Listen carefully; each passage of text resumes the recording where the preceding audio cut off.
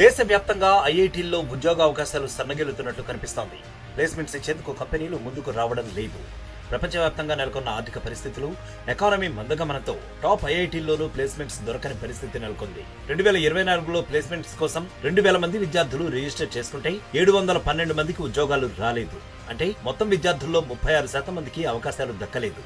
గతంలో ఉద్యోగాలు లభించిన విద్యార్థుల సంఖ్య 35.8% కాగా ఇప్పుడు ఆ శాతం 2.8కి పెరిగింది.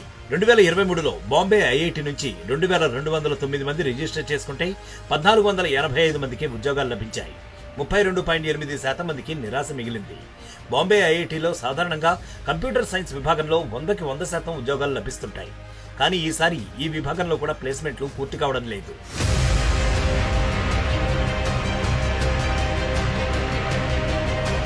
ఐఐటి బాంబే ప్లేస్మెంట్స్ లో సిఎస్ఈ విద్యార్థులు పూర్తి స్థాయిలో జాబ్ ఆఫర్లు పొందలేకపోవడం ఇదే తొలిసారి.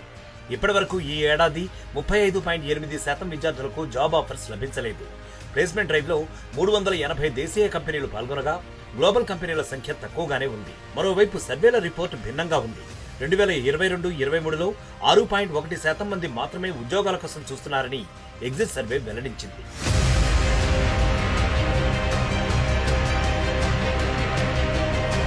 దేశవ్యాప్తంగా ఐఐటీల్లో ఉద్యోగ అవకాశాలు సన్నగిల్లుతున్నట్లు కనిపిస్తోంది. ప్లేస్మెంట్స్ ఇచ్చేందుకు కంపెనీలు ముందుకు రావడం లేదు. ప్రపంచవ్యాప్తంగా నెలకొన్న ఆర్థిక పరిస్థితులు, ఎకానమీ మందగమనంతో టాప్ ఐఐటీల్లోనూ ప్లేస్మెంట్స్ దొరకని పరిస్థితి నెలకొంది. 2024లో ప్లేస్మెంట్స్ కోసం 2000 మంది విద్యార్థులు రిజిస్టర్ చేసుకుంటే 712 మందికి ఉద్యోగాలు రాలేదు. అంటే మొత్తం విద్యార్థుల్లో 36% మందికి అవకాశాలు దక్కలేదు.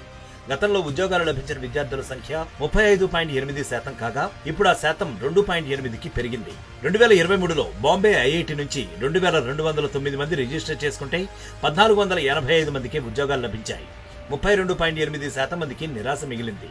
బాంబే ఐఐటిలో సాధారణంగా కంప్యూటర్ సైన్స్ విభాగంలో 100కి 100% ఉద్యోగాలు లభిస్తుంటాయి. కానీ ఈసారి ఈ విభాగంలో కూడా ప్లేస్మెంట్లు పూర్తి కావడం లేదు.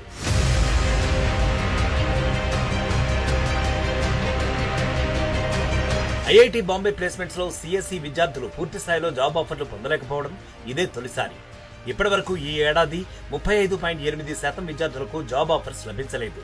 ప్లేస్మెంట్ డ్రైవ్ లో 380 దేశీయ కంపెనీలు పాల్గొనగా గ్లోబల్ కంపెనీల సంఖ్య తక్కువగానే ఉంది. మరోవైపు సర్వేల రిపోర్టు భిన్నంగా ఉంది. 2022-23లో 6.1% మంది మాత్రమే ఉద్యోగాల కోసం చూస్తున్నారని ఎగ్జిట్ సర్వే వెల్లడించింది.